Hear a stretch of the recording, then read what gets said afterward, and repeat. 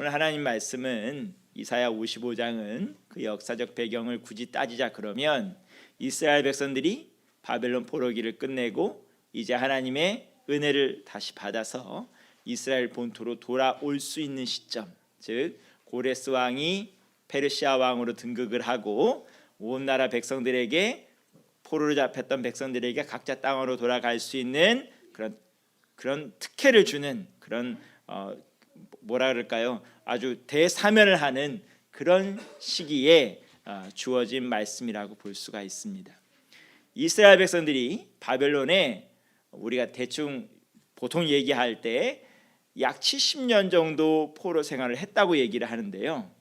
뭐 그것이 실제로 뭐 50년이 됐든 70년이 됐든 100년이 됐든 간에 그 포로 생활했던 사람들에게 자 이제 시간이 됐으니까 너희는 본토로 돌아가라라고 했을 때 이스라엘 백성들의 반응은 크게 두 가지로 나뉘었습니다.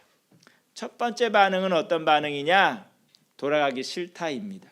왜 돌아가기 싫을까요?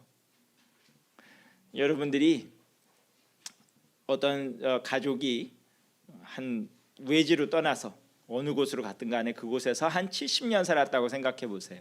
그러면 보통 한 몇 세대가 흐른 거냐 하면 두 세대 정도가 흐른 거예요. 그렇죠? 뭐 거기서 2세, 3세가 나오는 그런 시기입니다. 거기서 정착한 사람들이 쉽게 나올 수 있을까요?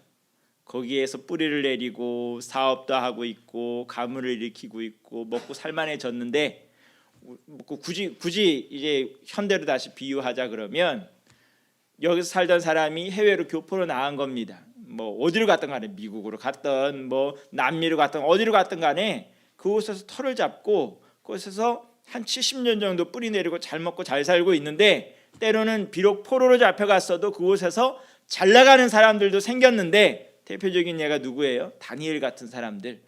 잘 나가는 사람도 생기고 고관들도 생기고 장사 잘해서 큰 부자가 된 사람도 생기고 별별 사람들이 다 생겼는데 그곳을 다 때려치고 다시 이스라엘 본토로 돌아와라.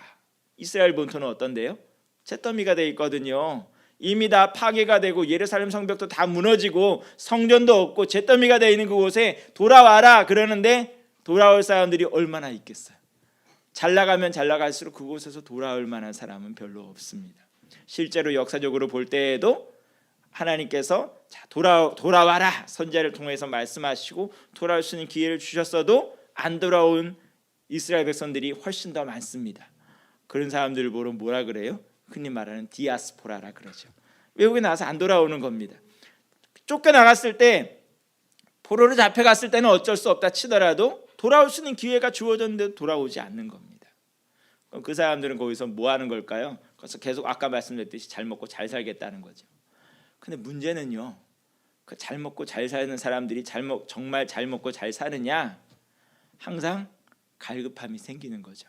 이방 땅에서 주님 모르는 문화 가운데서 수많은 우상들 틈바구니에서 육신은 잘 먹고 잘 살 수 있을지 모르나 계속 뭔가 갈급함이 생기는 거죠.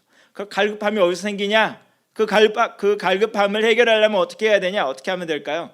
포카리 스웨트 마시면 되나요? 생수를 마시면 되나요? 그렇지 않습니다. 뭐가 나를 갈급하게 하는지는 모르겠는데 나는 계속 목마릅니다. 그런 사람들한테 무슨 말씀하셨을까요? 오늘 55장 앞부분에 나오는 말씀이 나오는 거죠. 오라 너희 목마른 자들아 물로 나오라 돈 없는 자도 오라 너희는 와서 사 먹되 돈 없이 값 없이 와서 포도주와 젖을 사라.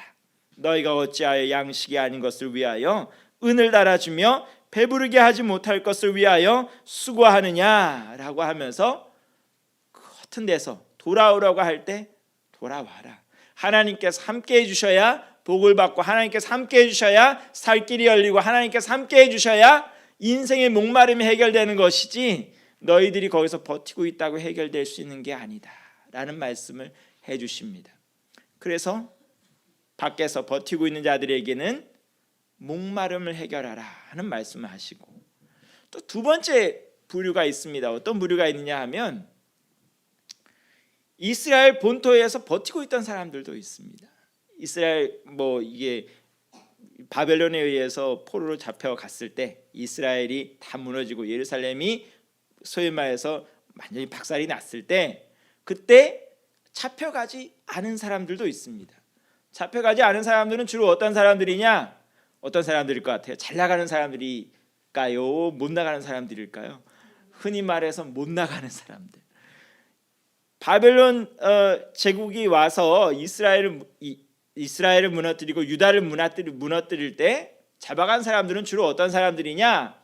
똑똑한 사람들, 유명한 가문의 사람들, 쓸만한 사람들 잡아가는 겁니다. 한 1000km 되는 데를 붙잡아 가야 되는데 이 예루살렘에서부터 시작해서 바벨론까지 한 1000km 되는데 그거 잡아가는데 쓸모없는 사람들 잡아가서 무슨 소용이 있겠어요? 똑똑한 사람들, 그야말로 쓸모있는 사람들, 기술자들, 이런 사람들 잡아가는 겁니다. 그럼 남아있는 사람들은 어떤 사람들이겠어요? 흔히 말해서 세상적인 기준으로 쓸모없는 사람들, 너무나 가난한 사람들, 기술도 없고 배우지도 못한 사람들, 그런 사람들은 뭐 별 위해가 안 되니까 남겨두는 겁니다.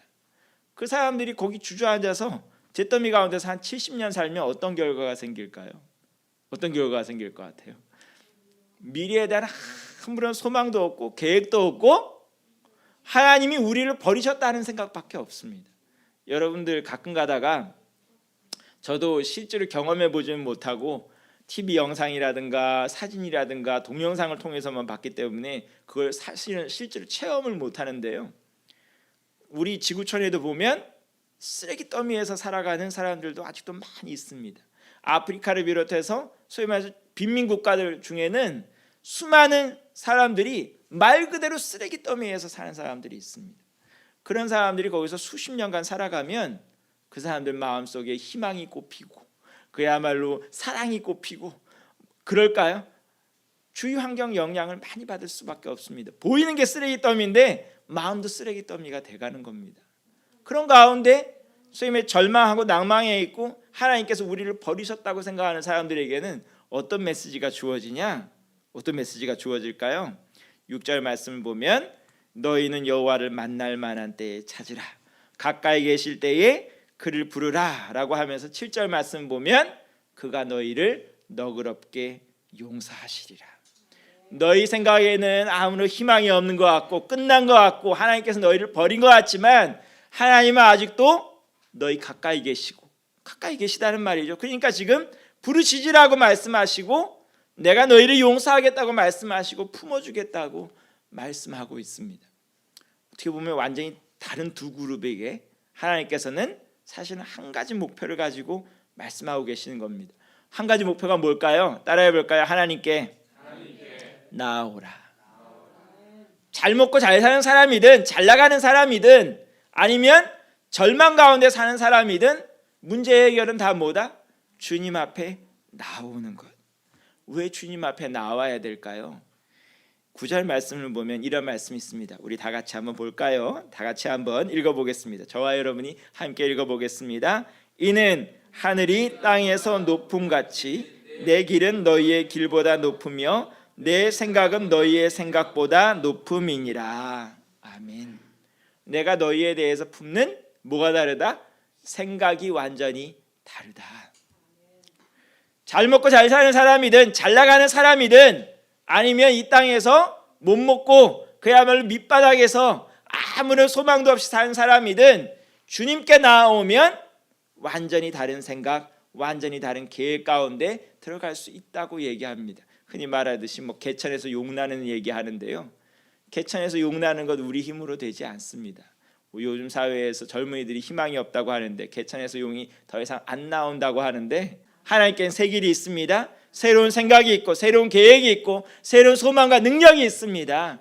하나님 앞에 나와야 이 인생의 목마름이 해결되고 하나님 앞에 나와야 새 소망이 생기고 새 능력이 생긴다는 것, 그것이 바로 주님께서 오늘도 우리에게 하시는 말씀입니다.